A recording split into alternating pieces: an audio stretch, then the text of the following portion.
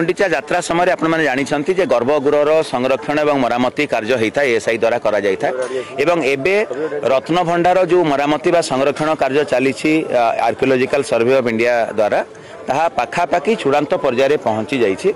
आज गजपति महाराज जी कि आम श्रीमंदिर परिचालना कमिटीर स्थायी अध्यक्ष सी गजपति महाराज निजे एवं आमर वैषयिक कमिटीर समस्त सदस्य एवं एएसआई अधिकारी माने समस्ते परिदर्शन करथिले।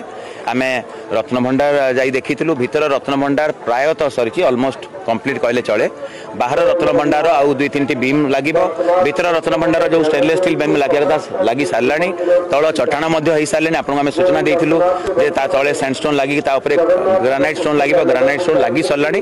तेनु केवल फाइनल जो क्लीनिंग हुए जो केमिकल क्लीनिंग आ वाशिंग हबो ताकू बाकी अछि। बाहर रत्न भंडार भी जहाँ मरामती कार्य सरीबा प्रायतः चूड़ांत पर्यायर पहुंची। केतोटी पुराना पत्थर को सेमाने स्टोन एलिमेंट को रिप्लेस करेंगे जोटा कि चली आम आशा करवा जे आम जो अनुरोध करूँ एवं महाप्रभु कृपा हेले जेहेतु नीलाद्री विजय पूर्व सरीगले आम समस्त भल ताकू आम आशा करवा। बाहर रत्न भंडार जो पुराना गेट थिला जोटा कि स्टील रो गेट थिला एवं कबाट थिला काठर काष्ठ कबाट थिला काष्ठ द्वार थिला ताकू पूरापूरी भाव में नुआ बदल करा जाउछि। स्टेनलेस स्टील रो जो नुआ लागिवा कथा गेट लागिवा कथा सेटा गतकाली लगा सरी परदिन राति मध्य रात्रि सुधा।